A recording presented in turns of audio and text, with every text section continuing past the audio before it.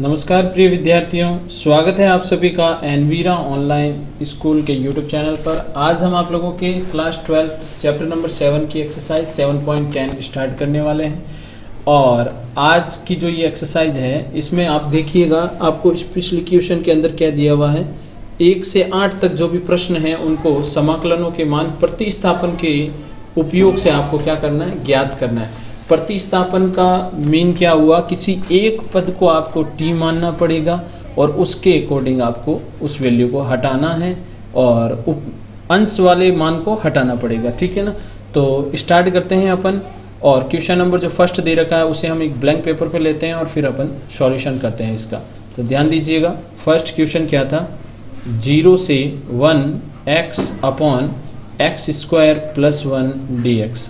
अब ध्यान रखिएगा, इस क्वेश्चन के अंदर जो ये आपको सॉल्यूशन करने का बोल रहा है, ये x के सापेक्ष, dx का मतलब क्या हुआ, x के सापेक्ष समाकलन करने का बोल रहा है। तो यहाँ पर अगर हम x प्रतिस्थापन से इसको सॉल्व करेंगे तब एक्स स्क्वायर प्लस 1 को t मानेंगे, क्योंकि हमें पता है नीचे वाले पद को जैसे t मानेंगे तो ये ऊपर वाला x और ये dx हट जाएगा और उसमें x के सापेक्ष समाकलन की जगह t के सापेक्ष समाकलन होगा। तो ध्यान दीजिएगा, हम इसका x के सापेक्ष क्या करते हैं, अवकलन, क्योंकि अपन को ऊपर अंश वाले मान को हटाना पड़ेगा। तो t के सापेक्ष अवकलन करने पर तो क्या बन मिलेगा आपको, 2x plus 0 equal dt upon dx। तो यहाँ से देखिएगा x dx क्या हो जाएगा, dt अपॉन 2, क्योंकि ये dx इधर आ जाएगा, dx की वैल्यू इधर आएगी और 2 इसके अपॉन में आ जाएगा। तो अब देखिए x और dx ये वाली जो वैल्यू है ये अब हटके क्या बन जाएगी, dt अपॉन 2। लेकिन जब ये वैल्यू चेंज होगी तो जो समाकलन होगा, अब देखिएगा जैसे अगर अपन समाकलन 0 से 1 यही लिमिट रखते हैं और ऊपर वाली वैल्यू dt और अपॉन में t कर देते हैं और 1/2 को बाहर ले आते हैं, जो कि क्या हो जाएगा, गलत। उसका रीज़न क्या है, क्योंकि ये जो लिमिट जो हम लगा रहे हैं 0 से 1, जो लिमिट हम यूज कर रहे हैं, ये वाली लिमिट x के सापेक्ष जब समाकलन कर रहे थे तो उसकी थी। तो क्या करना है आपको, लिमिट चेंज करनी है। x बराबर 0 पे देखिएगा लिमिट कैसे चेंज करोगे, आपने एक्स स्क्वायर प्लस 1 बराबर क्या लिया था, t। तो यहाँ 0 का स्क्वायर प्लस 1 इक्वल t, यानी 1 इक्वल t। जब 0 था उस समय अपन लिमिट को t में कन्वर्ट करेंगे तो t बराबर क्या हो जाएगा, 1। और ऐसे कैसे, अब ध्यान दीजिएगा यहाँ पर अब x बराबर अपन क्या 1 के लिए देखते हैं, x बराबर 1 पर क्या हो जाएगा, एक्स स्क्वायर प्लस 1 इक्वल अपन ने t लिया था, तो 1 का स्क्वायर प्लस 1 इक्वल t, यानी 1 प्लस 1 इक्वल t, यानी t इक्वल क्या हो जाएगा, 2। जब 0 था तो उस समय t 1 रखना है और जब 1 है तो उसके लिए t को क्या कर देना है आपको, 2। अब कीजिए इसका सॉल्यूशन, ध्यान दीजिएगा, समाकलन 0 से, यानी अब ये 0 हटके क्या बन चुका है, 1, और यहाँ पर 1 की जगह अब क्या हो जाएगा, 2। x dx, जो ये आपको x dx नज़र आ रहा है वो हमने किस में कन्वर्ट कर दिया, dt अपॉन, और 1/2 को हम बाहर ले आते हैं और अपॉन में क्या हो जाएगा, t। तो यहाँ तक आपको कोई दिक्कत नहीं रहेगी।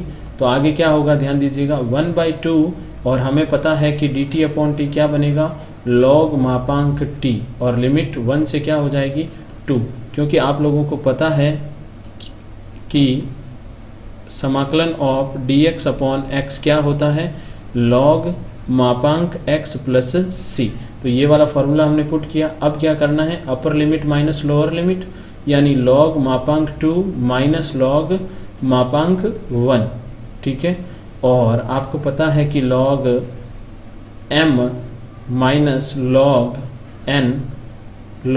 n क्या होता है, ये हो जाएगा आपका log m बट्टा n। तो यहाँ पर ध्यान दीजिएगा 1/2, ये हो जाएगा आपका log 2/1, यानी ये बनेगा 1/2 log 2, और यही आपका क्या रहेगा, आंसर। तो इस प्रकार आप अच्छे से क्वेश्चन नंबर फर्स्ट को कर सकते हैं और क्वेश्चन नंबर फर्स्ट आपका अच्छे से क्लियर हो गया होगा। बढ़ते हैं नेक्स्ट क्वेश्चन नंबर सेकंड की ओर, और अच्छे से ध्यान रखिएगा। तो क्वेश्चन नंबर सेकंड में देखिए आपको क्या दिया हुआ है, 0 से π/2, 0 से π/2 और साइन इनवर्स फाई कोस की घात 5 फाई डी फाई। तो क्वेश्चन को हम वापस आगे ब्लैंक पेपर पे नोट डाउन कर लेते हैं। ये आपका क्वेश्चन यहाँ पे 0 से, क्वेश्चन क्या था अपना, 0 से π/2, ध्यान रखिएगा। तो क्वेश्चन को यहाँ पे वापस अपन नोट डाउन करते हैं। 0 से π/2 रूट साइन फाई कोस की घात 5 फाई डी फाई। एक बार क्वेश्चन को हम मैच कर लेते हैं। और क्या था, रूट साइन 0 से π/2 रूट साइन फाई कोस 5 फाई डी फाई, ठीक है ना। तो इस क्वेश्चन को हम सॉल्व करते हैं। तो यहाँ पर ध्यान दीजिएगा, लिमिट है 0 से π/2 और आपको पता है हमें इस क्वेश्चन को प्रतिस्थापन द्वारा सॉल्व करना है। तो आपको पता है कि कोस को, अगर कोस फाई को अपन टी मान लेते हैं, कोस फाई को मानते हैं तो उससे साइन आता है, और साइन को मानते हैं तो उससे कोस आ जाता है। तो यहाँ पर देखिएगा, मैं इसे कुछ इस प्रकार से लिखता हूँ, कोस की घात 4 फाई एंड कोस फाई अलग अलग तोड़ लिया, क्योंकि यहाँ पे घात 5 थी तो 5 को हमने 4 और 1 में तोड़ लिया, ये डी फाई, ठीक है। अब ध्यान दीजिएगा, माना प्रतिस्थापन से कर रहे हैं तो साइन फाई को अपन क्या मान लेते हैं, टी। ध्यान रखिएगा लिमिट भी चेंज होगी। तो यहाँ पर x के सापेक्ष इसका अवकलन करिएगा। x के सापेक्ष अवकलन करने पर क्या आने वाला है, साइन का क्या हो जाएगा, कोस फाई इक्वल, सॉरी अपन x के सापेक्ष नहीं करेंगे, अवकलन किसके सापेक्ष करेंगे, फाई के सापेक्ष, ठीक है ना, क्योंकि अपन को क्या हटाना है, डी फाई हटाना है। ध्यान रखिएगा इस बात का। तो साइन फाई का हो गया कोस फाई, और इधर डी टी अपॉन क्या हो जाएगा, डी फाई, और फाई आ जाएगा किस, सॉरी डी फाई आ जाएगा किसके पास, कोस फाई के पास, और ये बन गया आपका डी टी। तो यहाँ पर जो अपन ने ये चेंजेस किया है, ये पूरा हटके क्या बन जाएगा, डी टी। अब अपन लिमिट चेंज करते हैं, x बराबर 0 पर, x बराबर 0 पर देखिएगा लिमिट क्या हो जाएगी, अपन ने साइन फाई को क्या लिया है, साइन फाई को क्या लिया है, t, और ये सॉरी फाई का मान अपने 0 है, ठीक है ना। तो यहाँ पर ये हो गया साइन 0 बराबर t, यानी आपको पता है साइन 0 का मान 0 ही होता है, तो t बराबर क्या आ गया, 0। फाई बराबर 0 पे लिमिट क्या चेंज हो गई, t बराबर 0 हो गया। इसी प्रकार फाई बराबर π/2 के लिए क्या होगा, ध्यान दीजिएगा, अपन ने किसको, साइन फाई बराबर क्या लिया था, t। तो यहाँ पर साइन फाई की जगह क्या पुट कर दीजिए, π/2 इक्वल t, और साइन π/2 कितना होता है, 90 का मान 1 होता है।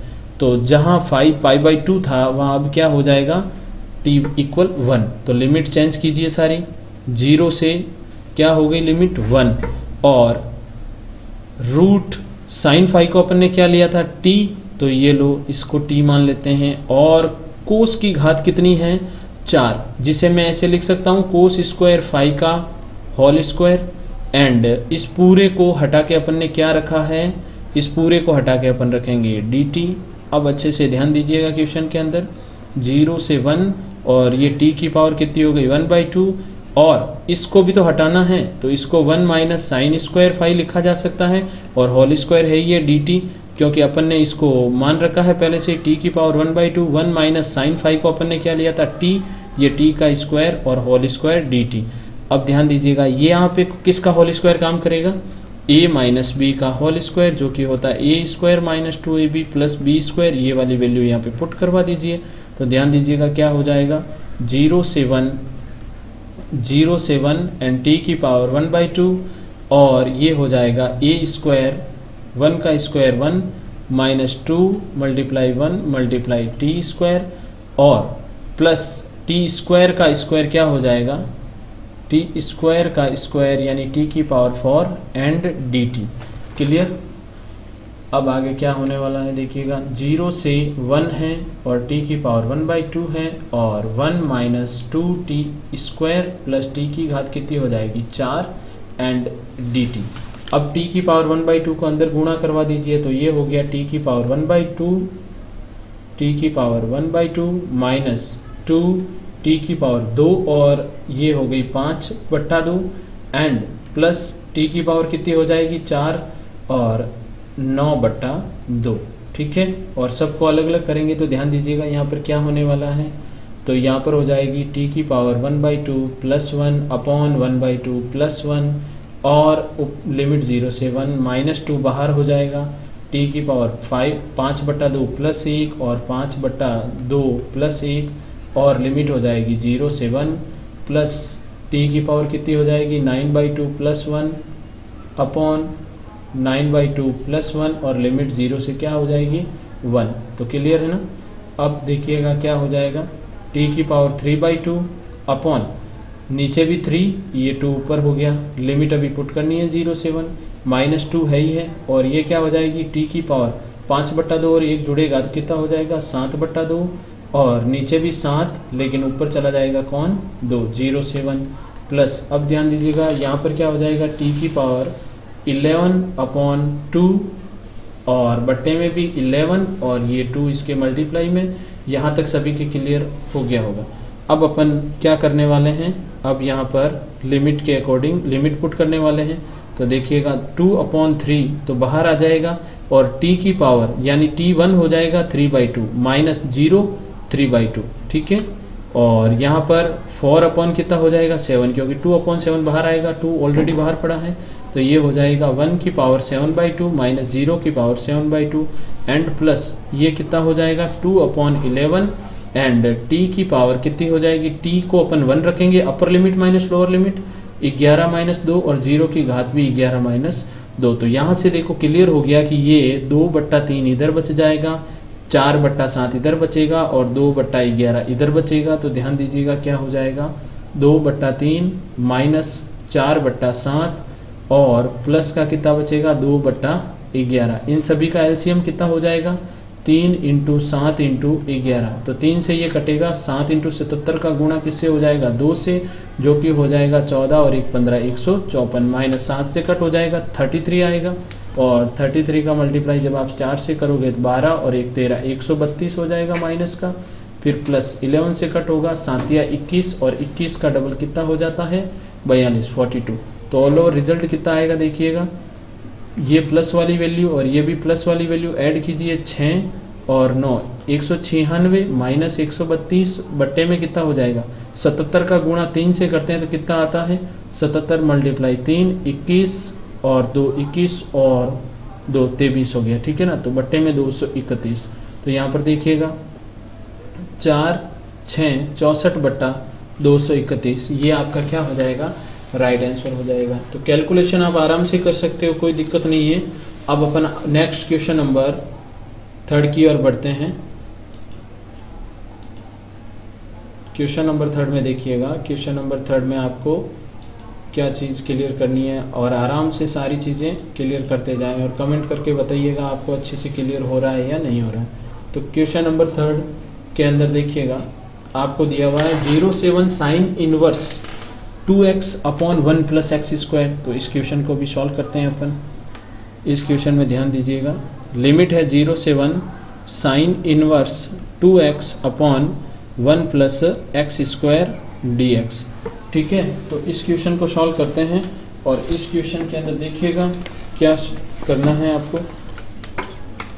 तो इसके अंदर x की जगह अपन वैल्यू पुट करने वाले हैं, क्योंकि अपन ने चैप्टर नंबर 2 के अंदर बहुत सारे फॉर्मूले पढ़े थे त्रिकोणमिति वाले। तो x की जगह देखिएगा वैल्यू पुट करने वाला हूँ मैं tan थीटा। अब देखिएगा अगर x की जगह tan थीटा पुट किया है तो यहाँ पे x के सापेक्ष अवकलन चल रहा है, तो अभी ये अवकलन अपन को समाकलन x के सापेक्ष हो रहा है, तो इसको अपन किसके सापेक्ष करना पड़ेगा थीटा के सापेक्ष करना पड़ेगा। तो ध्यान दीजिएगा पहले तो इसका अवकलन कीजिए थीटा के सापेक्ष इसका अवकलन करने पर, क्योंकि अपन को dx हटाना पड़ेगा। तो अवकलन करते हैं, क्या हो जाएगा dx/d थीटा इक्वल क्या हो जाएगा tan का क्या होता है sec² थीटा। तो dx की वैल्यू हट के क्या बन जाएगी sec² थीटा d थीटा। ध्यान दीजिएगा समाकलन 0 से 1। अब ये वाली चीज़ अपन को यूज ही नहीं करनी है क्योंकि लिमिट भी चेंज होगी। तो x बराबर 0 पर आपके पास x बराबर क्या आपने लिया है tan थीटा। तो x की वैल्यू 0 tan थीटा, और सिंपल सी बात आपको मालूम है कि tan 0 के ऊपर ही tan थीटा की वैल्यू 0 होती है। tan से tan कट हो जाएगा, थीटा की वैल्यू अब किस में कन्वर्ट हो गई 0, ठीक है। और इसी प्रकार x बराबर 1 पर देखिएगा क्या होगा, क्योंकि अपन ने x बराबर क्या लिया है tan थीटा। तो यहाँ पर x बराबर 1 यहाँ रख देते हैं और ये tan थीटा हो जाएगा। और 1 आपको पता है ना tan π/4 होता है और ये tan थीटा, तो tan से tan कट हो जाएगा, थीटा की वैल्यू क्या हो जाएगी π/4। तो अब लिमिट अपनी चेंज हो चुकी है, लिमिट हो गई 0, क्योंकि थीटा की वैल्यू x बराबर 0 की जगह अब क्या रखेंगे अपन 0, और x बराबर 1 की जगह क्या रखने वाले हैं π/4। और क्वेश्चन को चेंज करते हैं, sine inverse 2 tan theta upon 1 plus tan square theta, और dx की जगह क्या रखने वाला हूँ मैं, अच्छे से देख लीजिए, dx की जगह रखना है dx की जगह sec square theta d theta. ठीक है, तो यहाँ पर अब आपको पता है कि ये वाला फॉर्मूला किसका है, 2 tan theta upon 1 plus tan square theta, जो कि होता है साइन 2 थीटा का फॉर्मूला। और इसके अलावा भी एक और फॉर्मूला है इसका 2 साइन थीटा कोस थीटा, लेकिन ये अभी काम में नहीं लेना, ये वाला फॉर्मूला काम में लेना है। 0 से π/4 साइन इनवर्स, ये हो गया साइन 2 थीटा और sec square theta d theta, और लिमिट भी चेंज हो गई है, थीटा की लिमिट भी लगा दी अपन ने, तो ये इससे कट हो गया, तो क्या बन गया 0 से π/4 2 theta sec square theta d theta. तो आपको पता है कि 2 तो बाहर आ जाएगा कॉमन के रूप में, 2 तो कॉमन है बाहर आ जाएगा,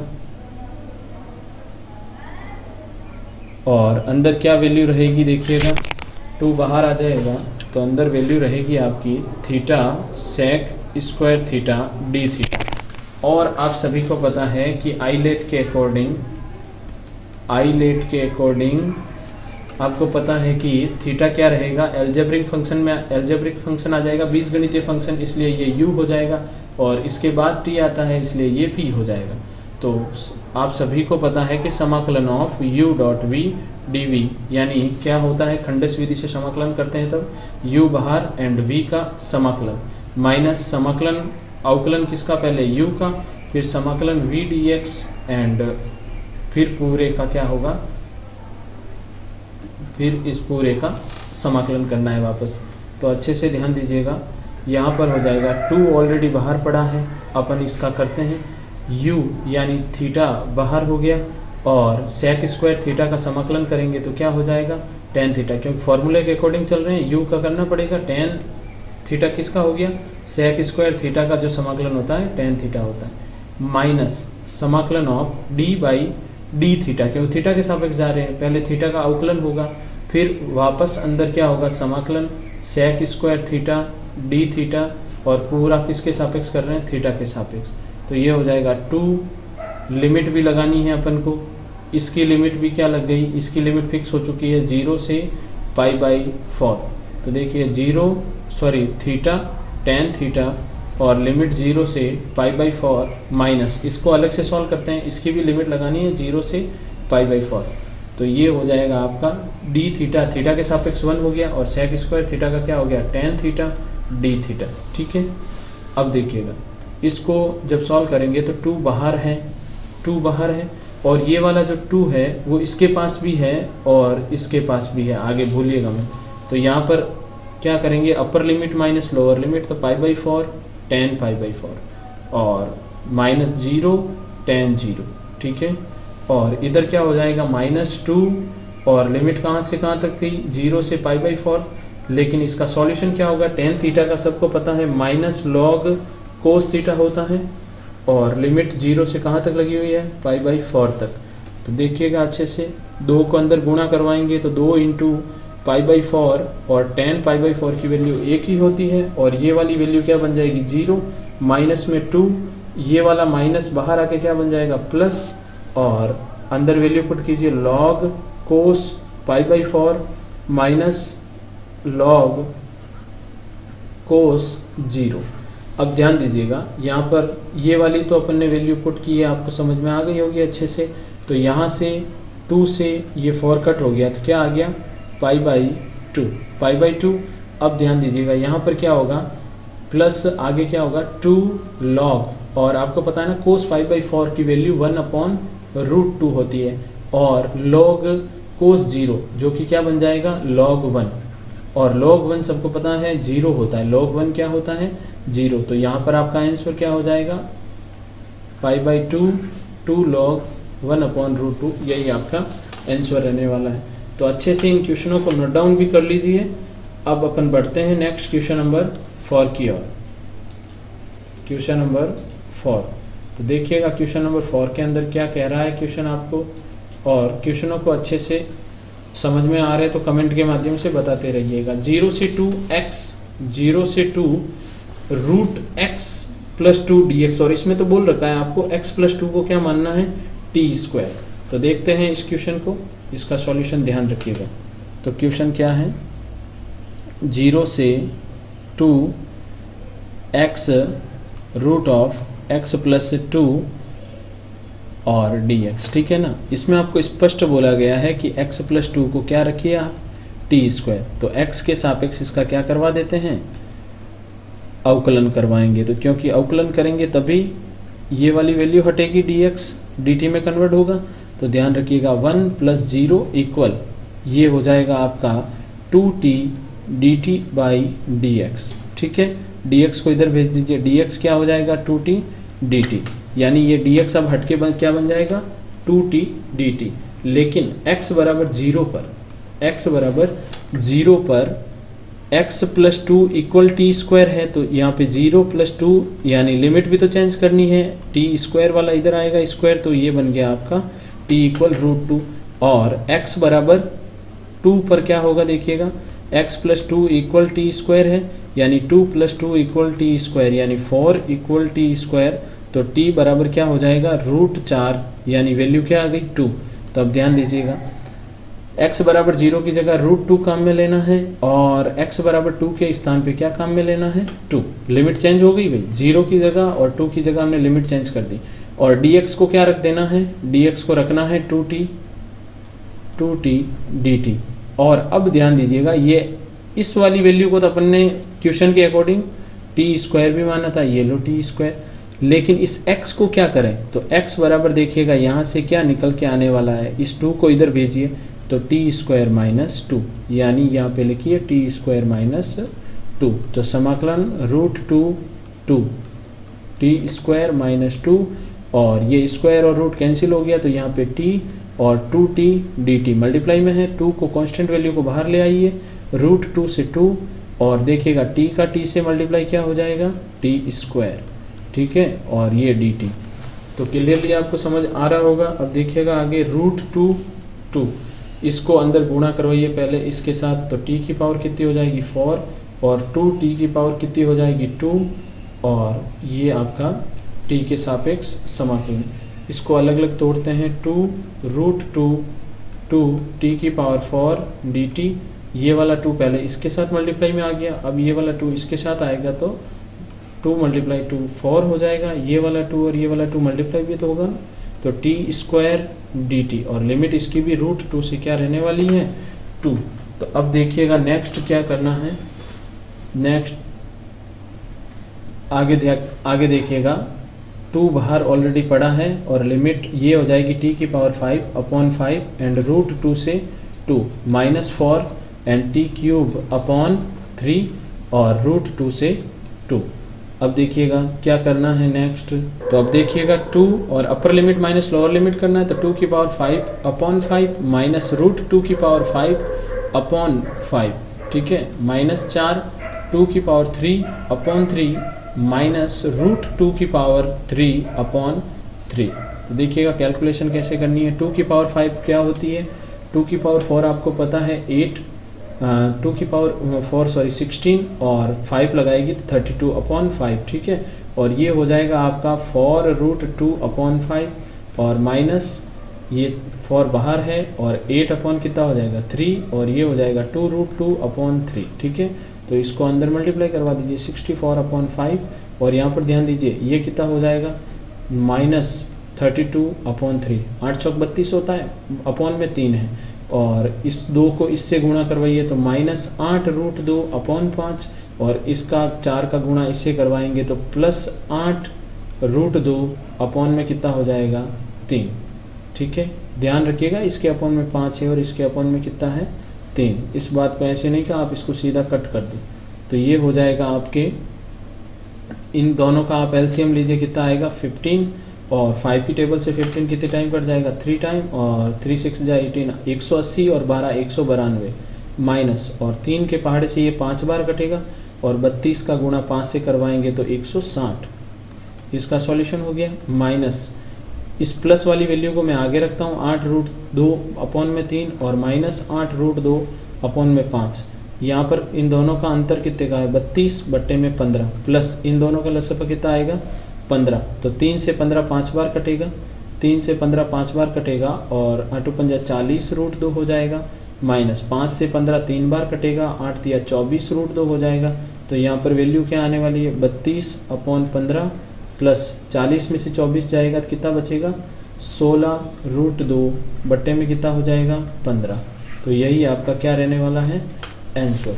तो ये आपको अच्छे से समझ में आ गया होगा।